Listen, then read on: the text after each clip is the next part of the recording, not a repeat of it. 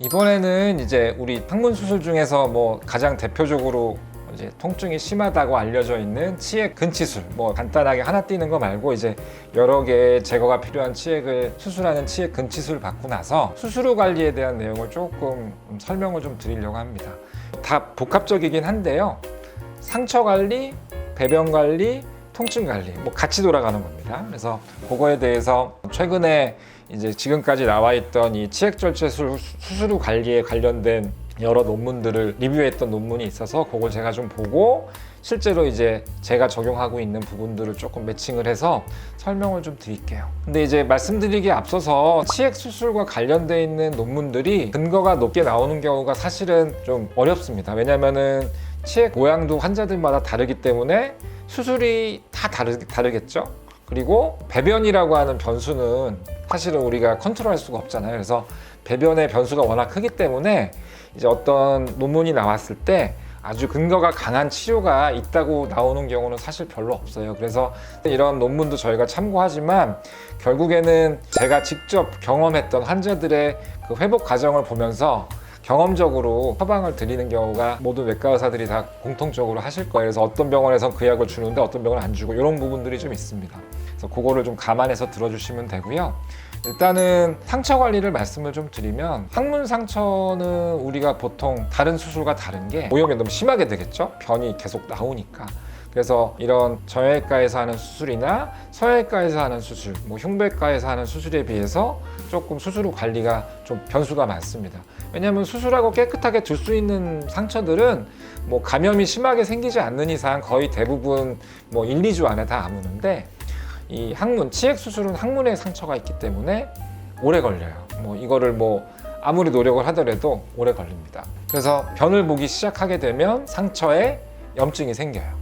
그리고 손상도 생기고 그리고 이제 부종이 2차적으로 옵니다. 그래서 기본적으로는 염증과 부종을 관리하는 방법을 좀 어떻게든 해드려서 이제 한 2주 정도 후에 어느 정도 안정이 되게 만드는 게 이제 또 외과 항문 수술하는 외과 의사의 또 노력이 필요한 부분인데요. 일단은 수술 후에 약을 쓰는 논문 중에서 그래도 그나마 가장 근거가 높다고 나온 거는요. 메트로니다졸이라고 하는 우리 보통 장염 때도 쓰는 이 항생제를 쓰는 게 많은 도움이 되고 통증 조절이나 상처에 도움이 된다는 논문은 이제 아마 기본적으로 다 우리 외과 의사들은 알고 있습니다. 근데 문제가 이 약이 부작용이 좀 있어요.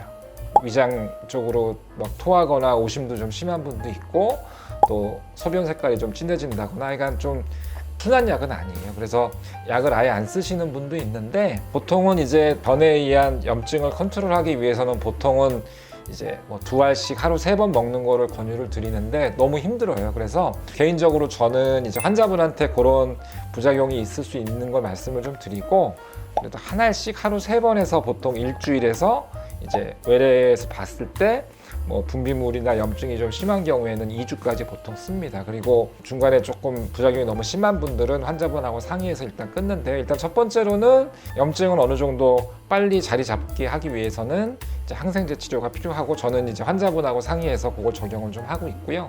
두 번째는 부종이 옵니다. 뭐 염증에 의한 2차적인 반응이기도 한데요. 이제 부종이 심해지면 2가지 문제가 있어요. 그게 이제 통증을 악화시키는 원인도 되고요. 너무 상처의 부종이 심하면은 우리가 수술하고 아물었을 때 이제 매끈한 모양이 아니고 피부꼬리가 남는 원인이 됩니다. 그래서 결국에는 치액이 부었을 때 쓰는 이제 플라보노이드라는 계통의 약들을 좀 씁니다. 그래서 베니톨 계통을 쓰기도 하고 디오스민 계통을 쓰기도 하는데 저는 특히 이제 외치액 절제가 좀 많이 됐던 분들하고 또 특징적으로 남자분들보다는 여자분들이 많이 부어요. 그래서 그런 분들한테는 아예 그냥 수술 후에 뭐 2주 정도는 기본적으로 환자분한테 설명을 드리고 부종을 줄여주는 약을 드리는데 그 플라보노이드랑 디오스민이라는 약이 이제 정맥 혈관의 탄성을 좋게 해서 우려를 줄여줌으로써 이제 조직의 부종을 빼는 개념으로 이해하시면 되고요. 환자분도 내가 이런 지금 수술 후 관리를 받고 있다라는 조금 안심이 되기 때문에 또 부담 없이 쓸 수 있는 약이라서 그 약을 좀 씁니다. 그래서 상처에 생기는 염증과 부종을 위해서는 그 2가지 약은 보통 제가 좀 쓰고요.